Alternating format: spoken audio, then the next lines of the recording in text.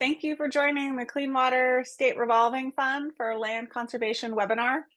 This webinar is being co-hosted by the Coalition of Oregon Land Trusts, the statewide membership group for land trusts in Oregon, and the Oregon Department of Environmental Quality. I'm Michelle Smith, and I manage Colt's Water Project, which seeks to advance land conservation as a tool to protect and restore our waters. Also here is Laura Johnson, a drinking water program specialist with DEQ, who helped plan this webinar. Alli Miller also helped plan this webinar and will be our first speaker. Alli is a program analyst with DEQ's Clean Water State Revolving Fund program. And then after Alli, we will hear from Mayor Ann Velisis with the City of Port Orford.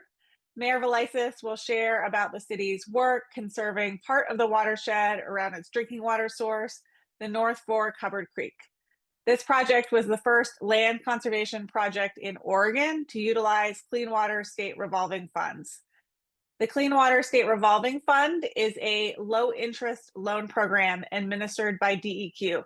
And while it can support land conservation projects, both the acquisition funding and support for planning funding, in Oregon, it's only being recently used for that purpose. Because the use of Clean Water State Revolving Fund for land conservation is still new, this webinar is intended to be a resource to understand Oregon's Clean Water State Revolving Fund program and its application process, how Clean Water State Revolving Fund can support land conservation projects, eligibility and process for principal forgiveness, and how the Clean Water State Revolving Fund can work with other state and federal grant programs.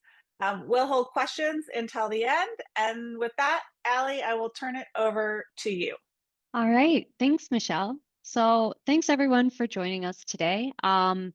Like Michelle said, we'll be going over land conservation projects with the Clean Water State Revolving Fund here in Oregon, and we'll go over ways to utilize the CWSRF fund for land conservation projects to protect drinking water sources. Next slide, please. So our program, the Clean Water State Revolving Fund, provides below market rate interest loans to communities for projects that help protect and improve water quality. Many of you might know us as like a wastewater, sewer, stormwater type of program, and we are that, but we also, as is the point of this webinar, do help with a variety of other projects as well, including land conservation. So if the project has a clean water benefit, it is likely eligible. Next slide, please. So some benefits to the Clean Water State Revolving Fund as a program is that it is affordable financing. These are loans with below market interest rates, so that helps keep the costs low. There's also opportunities for potential loan forgiveness that we call principal forgiveness, and it reduces what a community owes for eligible projects. We are a flexible funding partner, so CWSRF can pair really well with other financing opportunities, with other grants and loans. We can be utilized as state match. So we do our best to accommodate communities, knowing that sometimes there's a lot of different funding pieces to the puzzle for one project. And so we like to try to work cooperatively with other agencies and organizations to meet those needs. And that the CWSRF program provides comprehensive coverage. So it can finance up to 100% of the project costs, but that does not include ongoing operations and maintenance. Those activities are ineligible. But if it is a cost that is related to the project directly, it is also likely eligible. Next slide, please. So who is eligible to take out a loan with CWSRF? In Oregon, it is specifically just public agencies. State statute and state rule dictates that for now, the Oregon Clean Water State Revolving Fund lends to public agencies, but this includes a variety of different community types. So this ranges from cities, counties, federally recognized tribes to special districts. So it includes soil and water conservation districts, irrigation districts, water districts, sanitation districts. Again, if you're a special district and you're not sure, please set up time to speak with me or others on with others in our program, and we can work with you to make sure. But if you are a eligible public agency in the state of Oregon, you are eligible for our financing. Next slide, please. So today I'm going to focus on the types of eligible projects that are related to source water protection. And this is a pretty extensive list of some of our non-point source projects. I will get into more details about land conservation, which includes easements, leasing, and fee simple purchase of land. But other types of projects that can be related to source water protection include agricultural best management. We also offer planning loans specifically for a variety of different plans that could be utilized for source water protection. We assist with remediation or prevention of contamination from resource extraction sites. We do habitat restoration projects, riparian or shoreline buffers. There's stormwater management. Basically, like I said earlier, if there is a clean water benefit, which is the main priority of our program, and you have a project that you think the purpose of that project helps to enhance or protect clean water or water quality or water quantity, feel free to come talk with us. Next slide. So a little bit about our types of loans. So our program offers what we call point source loans and non-point source loans. A point source would be for a project that has like a single identifiable source of water pollution discharge. This is often what most communities think of when they think of the Clean Water State Revolving Fund. So this would be a wastewater project. This would be a sewer treatment, things like that. Whereas a non-point source project would address pollution that doesn't have a single identifiable source. So, you know, rain or stormwater management, seepage or drainage issues, things like that. We also offer planning loans. And so the purpose of planning loans is to help with generating a plan that can be utilized for future design or construction work. And it includes data collection and measurement, evaluation, analysis and security, report preparation, environmental review. So we recommend for communities who have not taken out a loan with our program before or have, you know, lots of projects and not sure where to begin, a planning loan is a great place to start.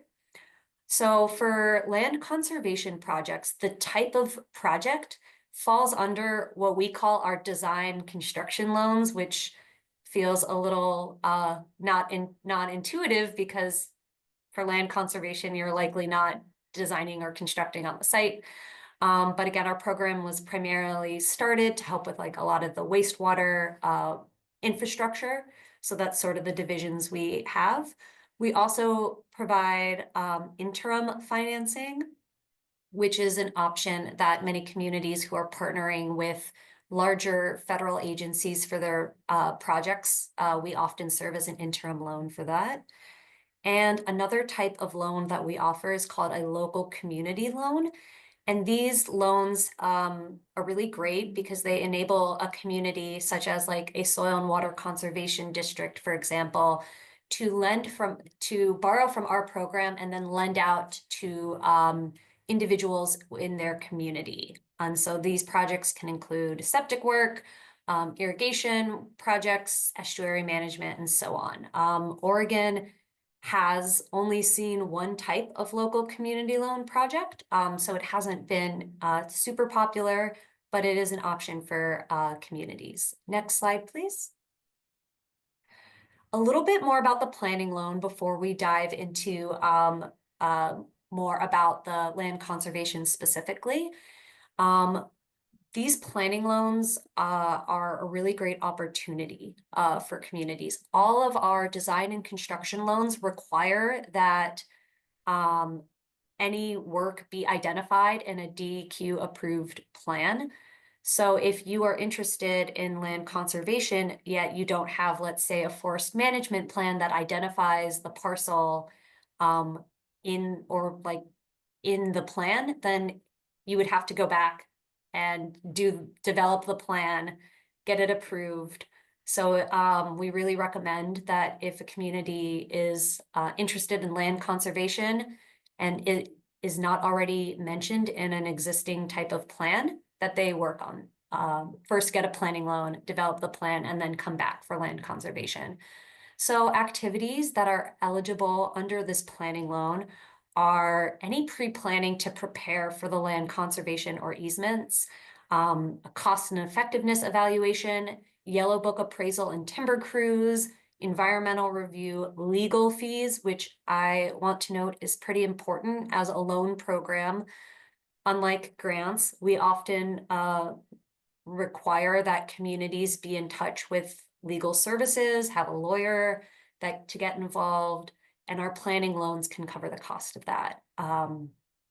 Planning loans are also good for the development of forest stewardship plans, any monitoring, data collection, or analysis in order to develop that plan is an eligible activity. And again, this is a really long list of activities that can happen within a planning loan. But the goal of the planning loan is that it must produce a written report, like a written product, as like a plan that addresses a water quality problem. And things that are not eligible as activities is staff time, ongoing operations, and maintenance for the work. So again, activities that include certain public outreach would be project specific for developing the plan, but not work to happen once the plan has been developed and finalized. Next slide, please. A little bit about our program's principal forgiveness is right now we have 3 different categories that qualify communities to be eligible for principal forgiveness. Our program, the amounts of what we offer for principal forgiveness are likely to change in the near future. But for now, we can offer up to $100,000 for a planning loan that is 100% forgivable. And then for design and construction loans, there is a maximum of $2 million or 50% of the total project, whichever is less, for principal forgiveness. So for land conservation, depending on the project, it would be a design and construction. So again, that number currently, which is also likely to change in the next few months, is up to $2 million or 50% of the overall project, whichever is less. And so we look at affordability criteria, meaning that we look at things like, is the community low income, or is there high unemployment rates in the community? Does this community have any environmental justice concerns? We also look to see if the project is considered a green project. Many land conservation projects qualify as green projects if the purpose of the land conservation meets the definition for EPA natural infrastructure or green projects. And we also look to see if the community offers what's called a ratepayer hardship program. So if a city or district offers some type of financial assistance for users that pay their specifically their sewer utility, because again, CWSRF sort of has its roots in wastewater. We look at those user rates for wastewater and sewer for our loan underwriting process. But for land conservation projects, looking at whether or not the project is considered green or not is a good indicator of if your community would likely be eligible for principal forgiveness. So that's something to keep in mind. We have resources on what defines a green project on our website, and we can share that link out in the email after this, or I can drop it in the chat while we're answering questions. But I'll move on to the next slide. So low interest rates and sponsorship options. So another option for projects that are interested in utilizing the Clean Water State Revolving Fund is a sponsorship option. And this is where you can pair non-point source projects and point source. So an example would be if you need to do a land conservation, land acquisition project, and also your community needs to repair or replace a culvert. So some of the benefits is that they can share a very low interest rate for the whole project. And then the two applications have to be submitted at the same time.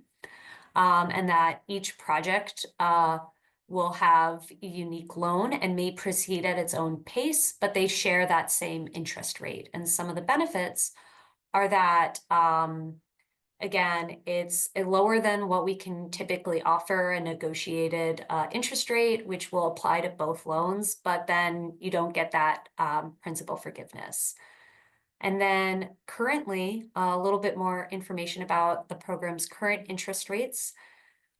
They do vary. They can vary based on the type of loan, the community characteristics, the length of the repayment period. And so our rates, our interest rates are updated quarterly on our website.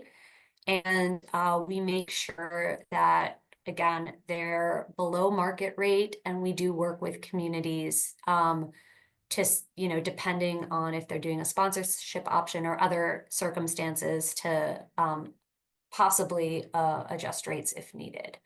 Next slide. Application process and other requirements. So if you are interested in submitting an application for a land conservation project, we recommend a few things. One is to first have what we call a loan information request meeting. A really important point to note about the Clean Water State Revolving Fund is that it is a loan program. Oftentimes, a lot of communities are used to receiving grants for this kind of work. And the amount of scrutiny and the rigor that are associated with taking on debt and a loan is something we take very seriously. And we just want to make sure that communities are, prepared to take on a loan. So have a meeting with us. We can also answer questions about principal forgiveness. Specifically, hearing more details about each project helps us whether or not to provide some tailored advice for moving forward. And then, once you've had this meeting, we ask that you submit an application. For land conservation, it would be a non-point source design and construction loan type, which again, I know is a little it's not intuitive because you are not designing or doing any construction. But then you would submit your application, and then we would have our project officers review and score your application. DEQ then publishes what we call the intended use plan. This serves as our public notice and shows the EPA and the public what projects we intend to fund. And at this point is when a community knows if they are eligible for that principal forgiveness or not. The exact amount of principal forgiveness is determined at loan signing. We then work with you. There is additional financial documents that we use for the loan underwriting process. So a project officer in your region will work with you to make sure you understand what those financial documents are. And you would send it to them, and they would work with our finance team to make sure everything looks good there.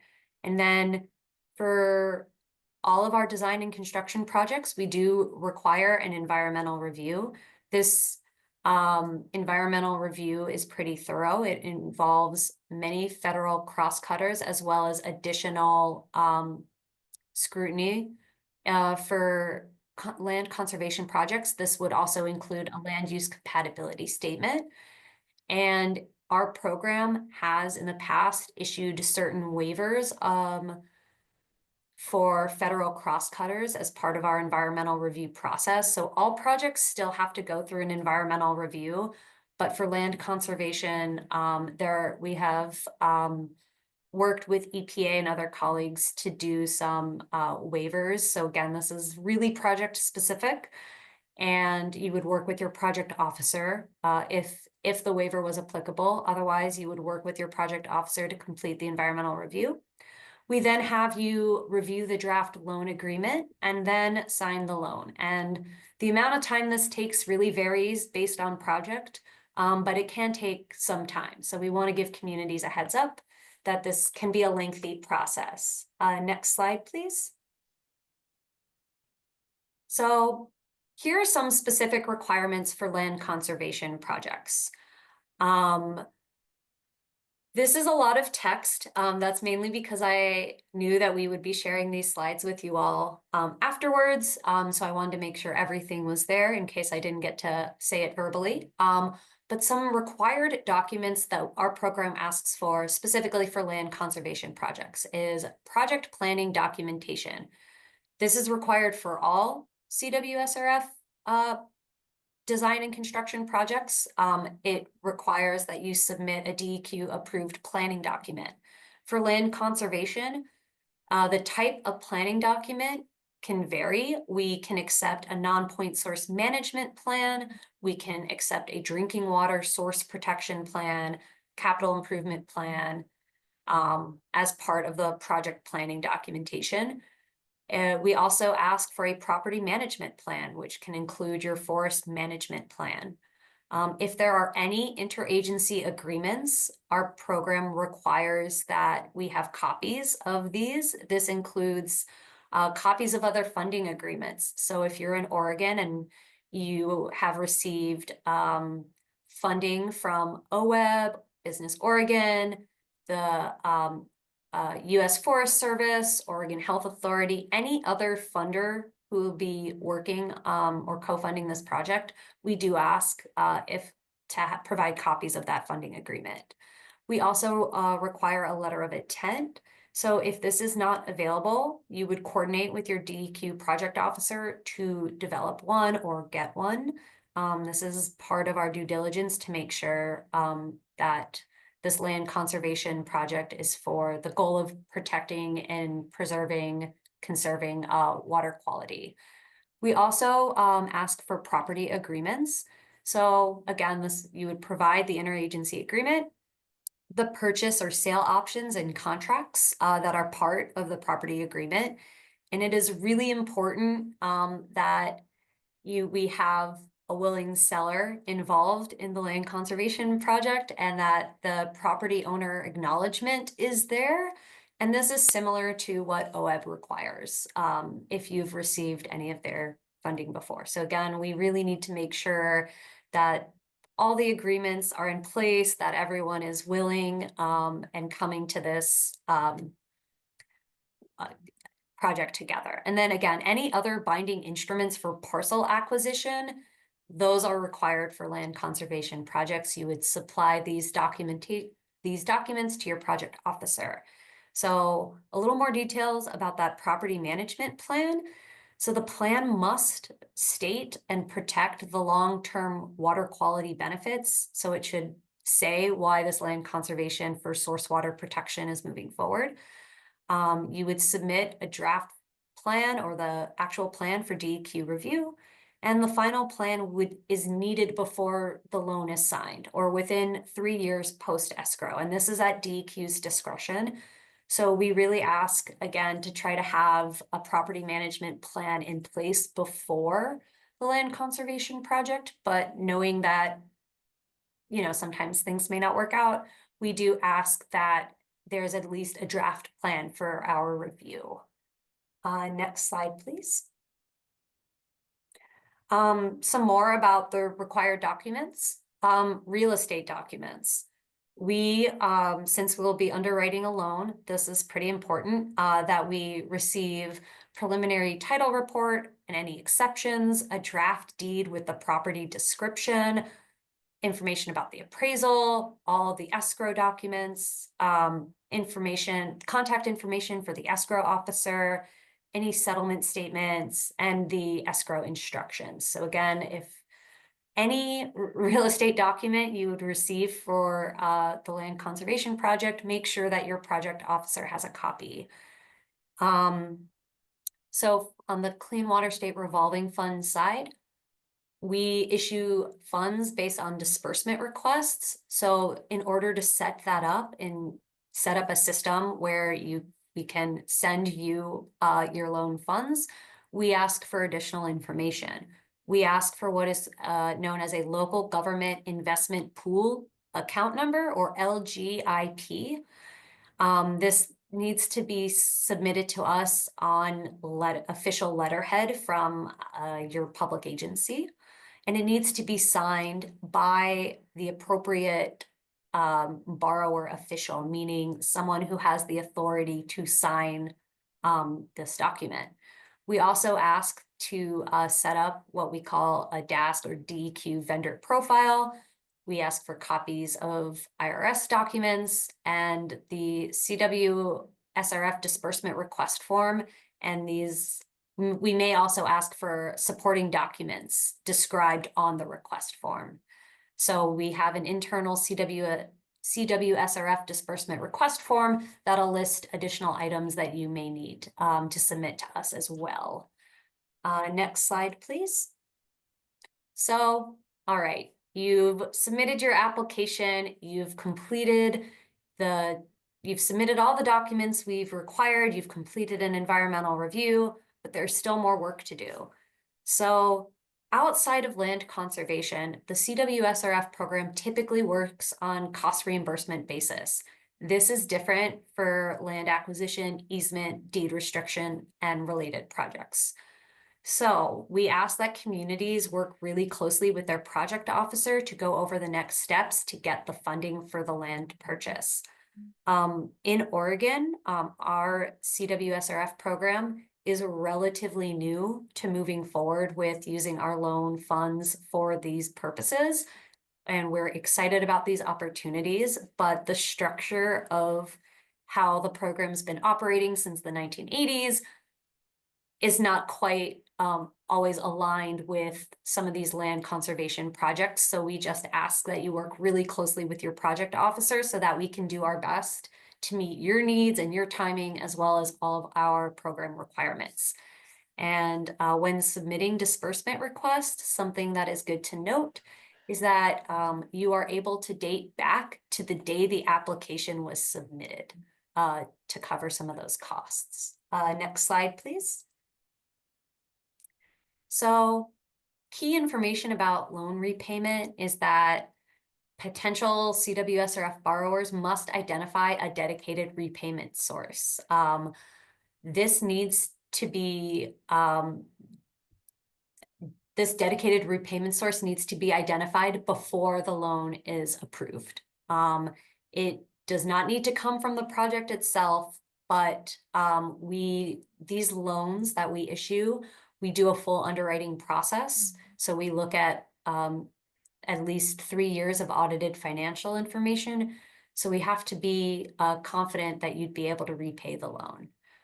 There is no prepayment penalty. So if you receive an OEB grant, and then you can use that to pay off the SRF loan early and all at once with no penalty. So that's something to keep in mind moving forward. Next slide, please. And I'll be really brief since we have Anne here, but the city of Port Orford was one of our more recent land acquisition, land conservation projects. And in 2024, the city used a CWSRF non-point source loan to purchase a 160-acre area, a parcel in North Fork Hubbard Creek watershed, which is the city's primary drinking water source. Some key lessons learned, since this was one of our earlier land conservation projects, we learned a lot. We have now started to see interest from other communities utilizing the same sort of pathways, but Port Orford was really one of our early and first opportunities doing this kind of work. So make sure to confirm that if other existing loans are out there, that DEQ requires that we are either first or equal to needing to be paid back first. So this is something that we learned it may require a parity agreement. So please just make sure that if you are taking on a CWSRF loan, we are either listed as first or equal to the first entity that would need to be repaid. Operations and maintenance considerations.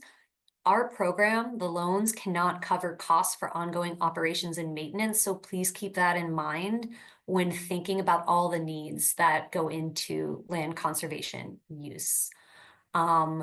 This is where we learned that a lot of the planning documents we needed are required, and that it is a good opportunity to have somewhere written down in an existing management plan that this land acquisition helps improve the source water protection, that acquiring this parcel is really key and integral for protecting water quality in the area.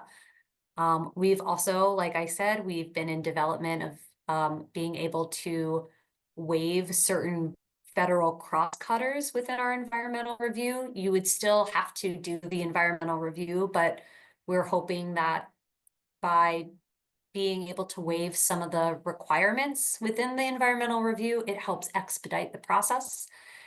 And again, the real estate transaction details are really important to share with your project officer. So please, every region in the state of Oregon has a project officer. We have 2 in Eastern region, 1 in Northwest region, and 1 in Western region.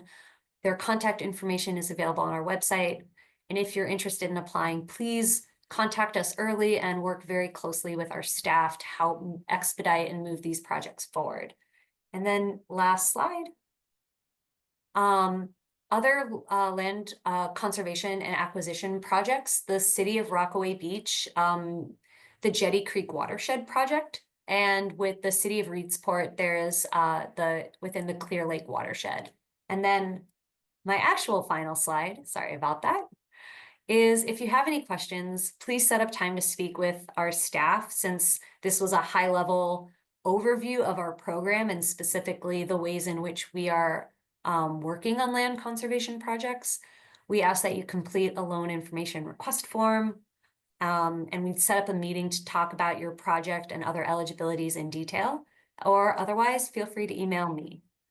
And with that, I will pass it off to Anne. Thank you so much for your time today.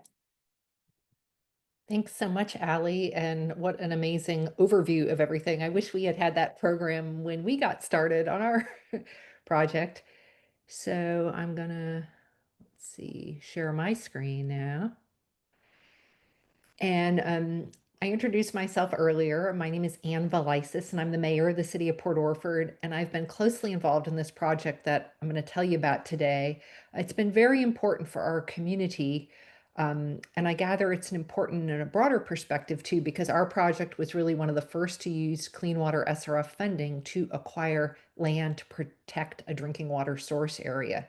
So I'm extremely grateful to all the people who helped us along the way, including many DEQ staff people and also help from the land trust community. And I'm really excited to tell you about this, our project this morning. So first, let me just tell you a little bit about our community. We're a small city on the coast with a very small number of service connections that have to cover the cost for our whole water system. This is difficult because our population is not only small, but it's economically disadvantaged with a lot of low-income residents, including a high percentage of older people. So that means a lot of people on fixed incomes. We've already got pretty high water rates, so that makes opportunities like the Clean Water SRF loan program so important to us. The North Fork of Hubbard Creek is our sole drinking water source. We have a small reservoir that's very prone to sedimentation, which makes it difficult already to provide enough water to residents, let alone visitors, during the summer months. And through the School of Hard Knocks, we've learned that conditions of the watershed lands to our drinking water, to our reservoir, can directly impact our city's ability to reliably provide drinking water. So here's an aerial view of our drinking water source area, or our watershed. The blue leaf shape is the outline of the watershed, and the green blocks are city-owned parcels that we've acquired through time, and that red block is the 160-acre project parcel that we're talking about. This watershed is outside our city limits in an area with a mix of residential and forestry land use. Back in the 1990s, timber operations in the top 140-acre parcel caused a landslide that rendered our reservoir unusable for over a year. And that really made our city grasp the interconnections between watershed conditions and our ability to reliably supply drinking water. The land had been slated for a subdivision, but instead we were able to, at that time, buy the land after it was logged. And that really put us on the path of recognizing the need to be opportunistic about protecting lands and our drinking water source area. Of course, our watershed is an essential part, the green part, of our city's water supply infrastructure. In late summer, the water into the reservoir is very low, and given our low reservoir capacity, it makes it hard to keep up with demand. And as a city, we have to pay attention to both of these things because they're linked.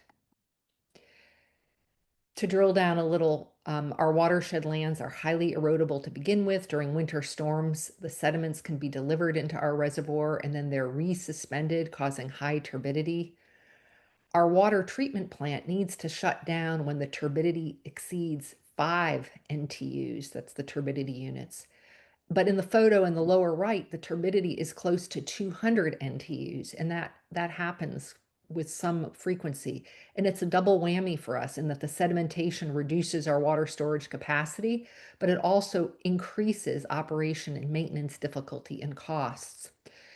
So when our local watershed council learned that the 160-acre parcel right upstream of our reservoir was slated for clear-cut logging, they brought it to the city's attention, and we knew that we had to do all we could to buy the land.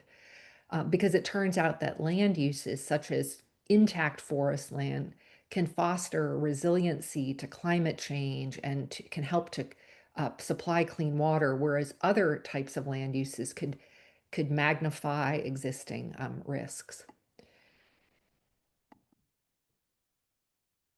So here's an interesting cost effectiveness analysis that DEQ's Laura Johnson helped us with when we were preparing our grant application. She helped us compare cost to buy the land, which was a little over $800,000, to the costs of other possible strategies to address the greater sedimentation into our reservoir if we had chosen to just let the land get clear-cut logged. And in general, you'll see it's kind of like almost orders of magnitude greater. And so having clean water flow into our reservoir and into the water treatment plant to begin with means much lower water treatment costs. So the bottom line is that protecting land is a much more cost-effective solution than reaction. So I already mentioned the earlier crises that gave us an understanding of the risks and also experience as a landowner. But here you can see somebody asked in the chat, what's the timeline for these projects? You can see here the steps that we took to buying the land, getting the land appraised. We ended up working with the Conservation Fund as a bridge buyer, which means they bought the land and held on to it for us, which gave us time to apply for and secure what was for us a half forgivable clean water SRF loan that enabled us to purchase the land. Along the way, we had help from our local land trust to secure that appraisal, and they did some fundraising to help us with that. We also needed to contract with Springboard Forestry to develop a forest stewardship plan so we could be eligible for the SRF loan. And ultimately, after receiving the SRF loan, we were able to buy the land from the bridge buyer in March of 2024. So it took several years to get there. Then we didn't anticipate this at the time, but it was pretty exciting. In the fall of 2024, we were able to apply for an OWEB, Oregon Water Enhancement Board, drinking water source protection grant to pay off our SRF loan. And that transaction was just finally completed about a month ago, which means we now own 65% of our drinking water source area free and clear. So the 1/2 principal forgiveness of the SRF program and that OWEB grant program to pay off the loan really meant a lot for us as a small city, because we just cannot take on lots of debt because there are other important green and gray water infrastructure projects that we need to keep advancing just to keep providing drinking water to our community. And I want to mention too that one of the projects that came up through our forest stewardship plan was to identify that we had a terribly failing culvert. And so we actually went on to get a second Clean Water SRF planning grant to help us figure out how to tackle that. We were able to, with that planning grant, we were able to work on the engineering and permitting to line ourselves up to remove that culvert. Unfortunately, we're still trying to get funds to figure out how to implement that part. But it's been a really great thing to build on what we've learned through our land acquisition to continue on with stewardship in our watershed. So as a recap, here are the major funding sources that we tapped. A couple from Clean Water SRF, the OWEB grant, and then also a special OHA, Oregon Health Authority grant to help us with that forest stewardship plan. So I want to share finally some of the lessons we learned too. Alli already mentioned all of the paperwork and things that you kind of have to pull together. So that's a lot to assemble. And one of the challenges that came up, I would say, is that we had really low staff capacity to provide all that information and to work on that. And so that's where the overall lesson is that partners are really key to success. We were able to lean on partners at DEQ and in the land trust community to help us with some of those questions. And another really important thing was that because we also had some staff turnover in the meantime, it's very important to have like a key point person. In our project, we had a key watershed council volunteer who helped at the beginning, and then as mayor, as a city councilor first, and then as mayor, I was able to take on that role because there really needs to be someone following through all the time. I'll mention too that every step takes longer than you think, so you just kind of have to pace yourself and know it's going to take a long time, and you just kind of have to put one foot in front of the other to make it happen. And I'll just say too, at the beginning, we really didn't know all that we were going to have to do. It was one of those things, if we probably knew it all, it would have been even more intimidating. But by knowing that we had people to help us and that we're going to continue to help us along the way, it just made all the difference. So I can't say how much we appreciate our partners and our at DEQ, as well as the land trust community, for helping us along the way. And then in closing, I just want to emphasize how important this project was for our community. It's really about protecting the lands that protect our drinking water for now, to help with our city's current critical current needs, but also for the future. One of the things that we do in our city has been to take students, fifth graders, up into the drinking water source area just to kind of understand the whole water system. And bringing those kids out on field trips really helped to underscore for me, because there are future local citizens, that investment in this kind of conservation now really will hopefully benefit, benefit our community far into the future, and it made it all the more worth the effort. So that's all I've got for now. So thank you guys for listening to our story. Thank you, Anne. Thank you, Alli, for that those wonderful presentations. We have a lot of questions in the chat, and with the registration, we had asked folks also to put forward any questions they have kind of at the front end, even before we started, because this is a program of interest for folks. Alli, is it helpful for me to walk through the questions for you, or? Yeah, sure. That would be okay. great. Trying to get to Yeah, the so ones in the chat, but yeah. You did get those ones? The first one, I think, which got a thumbs up is, can you elaborate on loan forgiveness? That was the first one in the chat. So maybe we'll start there. Yeah, sure thing. So DEQ's CWSRF principal forgiveness is a benefit we offer to communities and projects to help sort of make the loan more attainable for communities. And so we offer principal forgiveness for our planning loans. Up to $100,000 of the planning loans can be 100% forgiven. Currently, that's how our program's operating. I do want to note that our program in the past few years has seen an increase in interest, and we have a long list of projects that we need to finance, and they're listed on our intended use plan. And so due to the changes in federal funding, we anticipate that our program, which the way the revolving fund loan works is that we get payments from the EPA through what we call capitalization grants. So that helps our program keep going in addition to the loans that are being repaid from existing projects.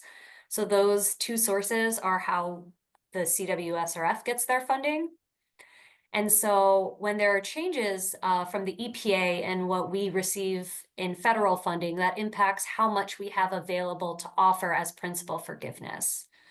And since the bipartisan infrastructure law, or also called the Infrastructure and Investment and Jobs Act, those funds that we've been seeing a surplus of over the past few years, those are going to be going away in the next couple of years. So that's why I say right now our principal forgiveness limits are this, because we may have to change given the changes in funding availability from the federal level. And then for our design and construction loans right now, up to $2 million or 50% of the project, whichever is less, is the current amount for those types of projects. So if you had a land conservation project and on your application you submitted in the project description and on the application it said $3 million, the maximum you would be eligible for is not that 2 million, it is 1.5, right? Because half of the project cost is less than 2 million. So it's a maximum of 2 million or 50% of the project cost, whichever is less. And all of our principal forgiveness is dependent on availability of funding at loan signing. And we have a pretty lengthy process before you get to sign your loans. That's just part of the due diligence that's required with taking on a loan, even if there is partial or potentially for a planning loan full forgiveness. It's still a loan. So that's sort of some of the limitations of the principal forgiveness. And we're hoping, you know, we anticipate changes in the future, but we do, as a program, want to keep as much principal forgiveness available as possible because it helps out communities so much with this work. But yeah, so the question was about, you know, elaborate on loan forgiveness. Is there anything else on principal forgiveness that needs to be elaborated on? I do want to make sure there's still time for other questions. I think that was a great explanation. And then one of the questions that we got before the program was kind of the impact of federal funding on the program, and you integrated it into that answer. So we'll check that box as well. A quick question, you mentioned it, and Mayor Invelisis mentioned the timeline. Curious if there was any, from the program perspective, is there any kind of round numbers you might put to that? That's hard, I know, but yeah, just to get people thinking. Yeah, no, I really wish I could. So I honestly, like for planning loans, so for a loan, if you needed to develop a forestry management plan, for example, to describe the benefits of the land conservation for your drinking water, source water protection work, I would say that those go quicker. Not fast or quick, but they go quicker than a design construction loan. We're looking at I'd say somewhere, but when you submit the application to loan signing really depends on how quickly you can get us your required documents. And we also have to publish our intended use plan. So oftentimes we'll advise communities, okay, submit your application. We will work with the EPA on getting our ducks in a row to publish the intended use plan as quickly as we can. That takes at least 2 to sometimes 4 months, depending on our colleagues at EPA. So, right, once the IUP is posted and then you work through the environmental review, and let's say in a best case scenario, you were eligible for a federal cross-cutting waiver, we might say like 9. Yeah, so planning loans could be quicker, maybe around 9 to 10 months, maybe. Again, a lot of communities, it's really about getting the documents we need to us, and there's not been like, that much consistency across the board because every community and every project really varies. I will say for land acquisition and land conservation, they go much quicker than our traditional design and construction because we are able to, work a little bit closer on getting, again, like Anne described, we did work together to try to get certain parts of the environmental review process to get eligible waivers. We work with communities to help if they, are not, to make sure that they're aware they need the land use compatibility statement, all of the planning documents. We do our best to try to help you move that timeline forward. I would say, honestly, plan for a year, maybe more. I don't want to be misleading. Some of these things take a long time, and I know in the world of land conservations, moving quickly is important. But in the loan world, the due diligence that we have, all the steps and all the documents we require just help us make sure that the loan is good to go. And then once that's set, you're ready to take off. So it's a lot of upfront work. I wish I could put a really clear, concise number on that timeline. And hopefully, now that we're starting to see more land conservation projects, we'll be able to move a little quicker. Like Anne was sharing, Port Orford was one of our more recent times doing this kind of work. We're now seeing City of Rockaway Beach and City of Reedsport move forward with similar projects. And we're hoping that those projects are moving faster. But yeah, I do not have a solid, clean number for our timeline, unfortunately. Thanks, Alli. Laura, you want to jump in? Yeah, I just wanted to mention that, the timeline piece is such an important one to consider.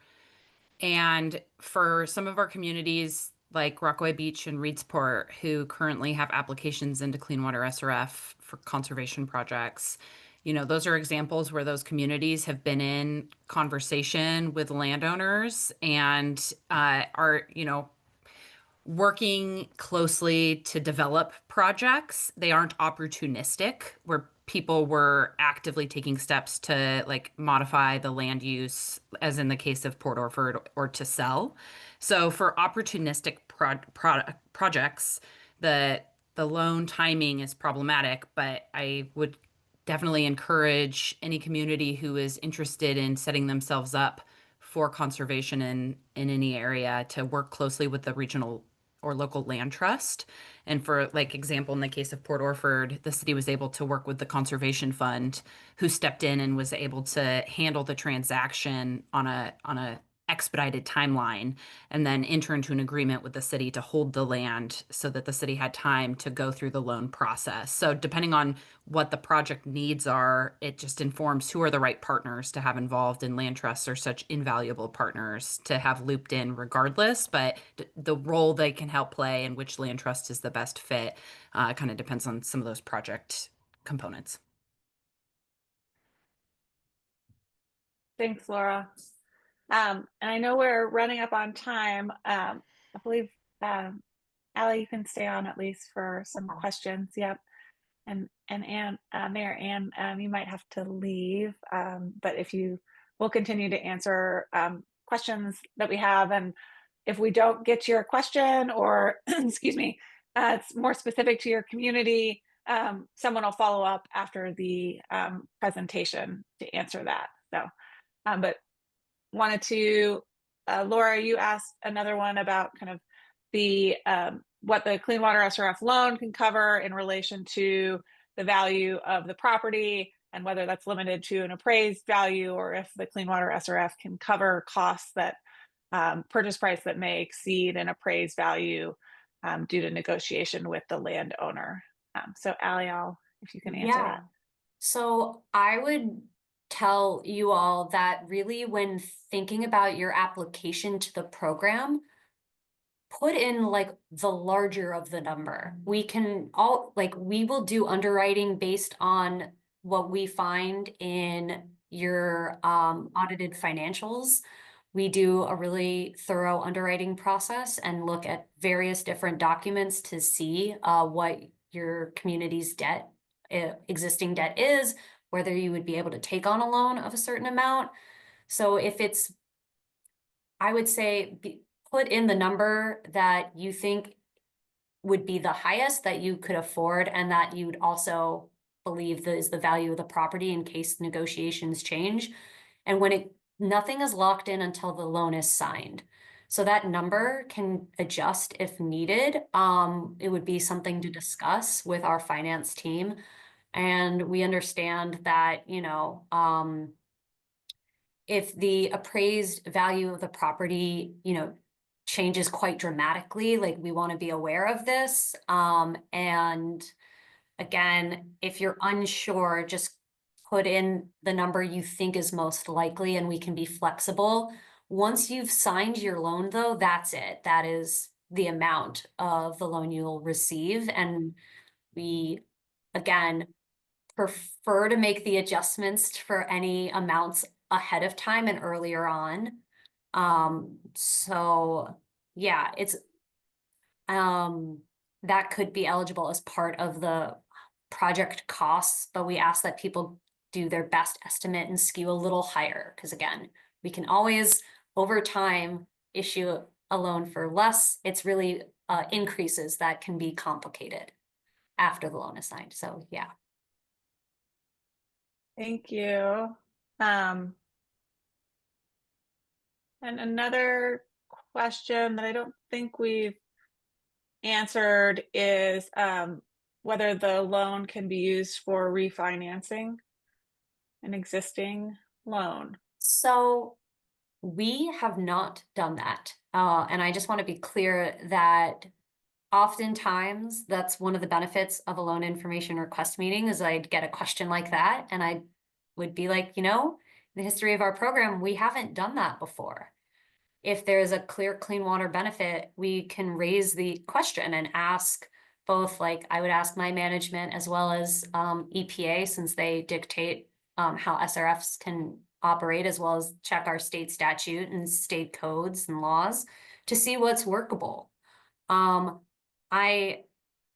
mean, our program is pretty flexible. We haven't done a project like that, and there would have to be a very strong clean water benefit component to that. And I think that would be the real emphasis, is that there is a need in the community. It is impacting water quality. And again, just focusing on the potential ways in which land conservation would enhance the water quality is key with these land conservation projects. Because while there's a lot of discussion about land management, ultimately the Clean Water State Revolving Fund is a loan program for water and water benefits, and we kind of look to that as key.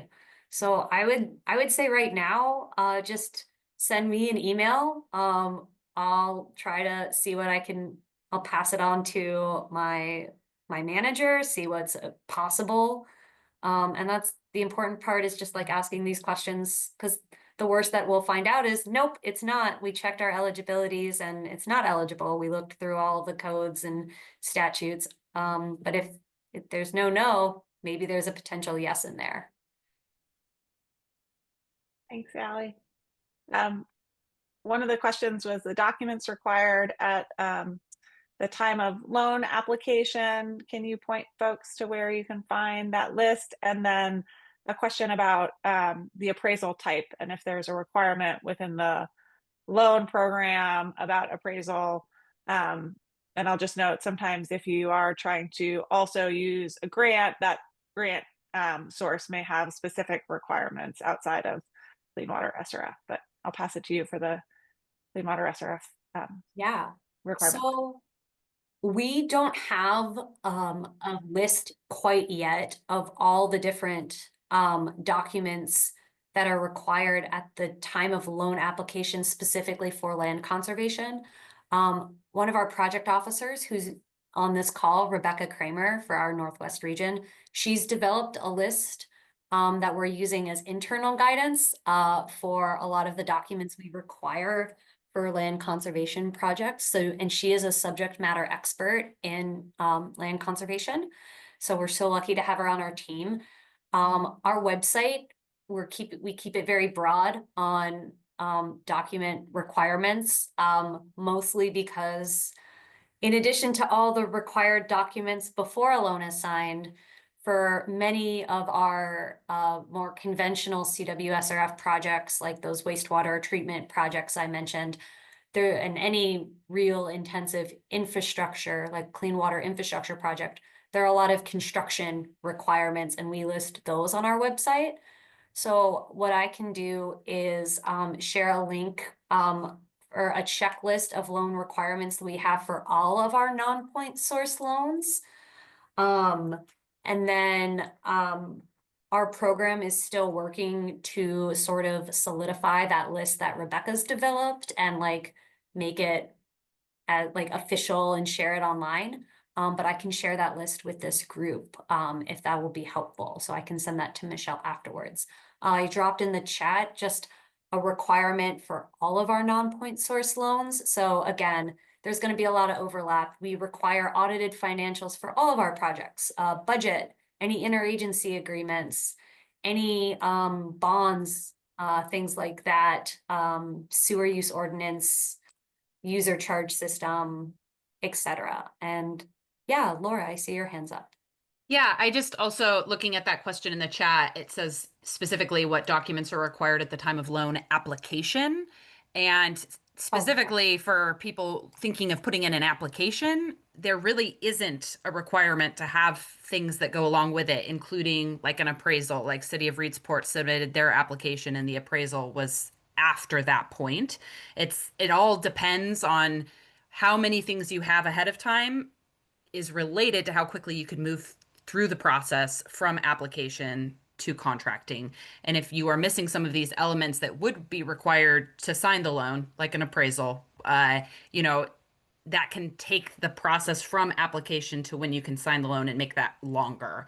So getting some of those things ahead of time can expedite the process through Clean Water SRF, but you actually don't need any of those things to submit an application. Yes. Thank you, Laura. I didn't get that key part of the question. And yes, if you're interested in submitting an application, you just have to submit our existing application form for a non-point source project, which is on our website, and I will drop that in the chat. We do have, for folks who are ready or thinking about it and want to submit an application, I'd recommend doing a loan information request form first, but then we have our next deadline for applications is Friday, December 12th. So there's time. And again, if you want to ask more specific questions, which is highly recommended, please reach out to us.